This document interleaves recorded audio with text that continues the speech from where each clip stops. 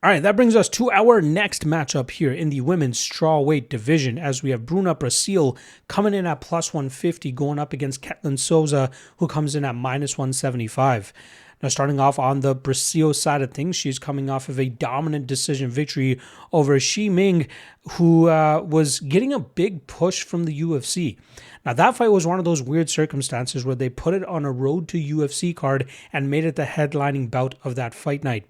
It seemed like, again, the UFC was trying to push the Chinese fighter, especially after that nasty and devastating head kick knockout that she had that earned her UFC contract. Unfortunately, we saw what kind of issues she'll run into against UFC level competition. Now, Brasil is also a fringe UFC fighter, right? There's times where she's just a little bit too gun shy and allows opponents to get ahead of her. Sometimes she makes some fight IQ mistakes and allows opponents to, get good takedowns or good top control. She doesn't stay active enough off her back to try to pull submissions off or work back to her feet. But when she's locked in, right? The Shauna Bannon fight, the Molly McCann fight, the Shi Ming fight. When she's locked in, she's very hard to deal with because her takedown defense normally looks good. Then from there, her striking starts to flow effortlessly, and she's able to utilize her reach, which is usually on the higher end for a lot of these opponents at 65 inches in the strawweight division, and that allows her to really just stick opponents from distance, good combinations, good leg kicks. I think she's talented, right? I think she has good potential. But similar to Denzel Freeman, but Freeman obviously completely shit the bed against Josh Hockett a couple of weeks back. Brasil is skilled. It's just about locking in. It's just about pulling the trigger a little bit more. It's not allowing opponents to dictate the pace and being okay with them dictating the pace. And that's kind of been my holdup with Brasil. I feel like every fight outside of her Shi Ming fight, I've predicted incorrectly. I picked against her in certain spots and lost. I've picked her in certain spots, and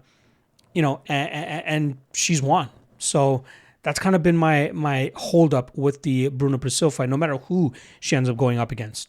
Now, she's going up against former Invicta champion Souza, who's looking to buck a 2-fight losing streak. She's lost both fights by split decision against Angela Hill, and then most recently against Piera Rodriguez.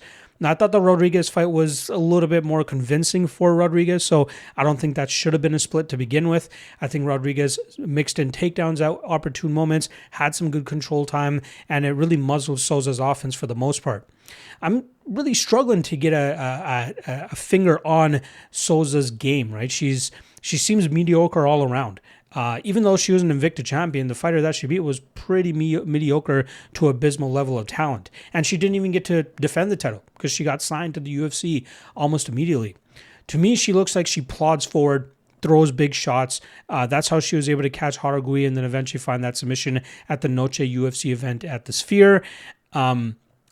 She has a decent submission game. She can be taken down and grappled. So she's a bit of a wild card, at least in my mind. I'm sure other people can get a better grasp on what she brings to the table compared to what I can. But I, really question whether she is a fighter that deserves to be ranked and a fighter that can have any type of success in the UFC. Obviously, she's gotten wins over Marnik Mann and Yasmin Haragui. But again, she's 2-3 in the promotion now. So here against Bruna Brasil, both these women, wild cards to me. I get why Souza is a favorite here. When Brasil fights anybody of legitimate nature, she ends up kind of just fighting at their pace and allowing fights to slip through her fingers. And I feel like that's what could end up happening here against Souza.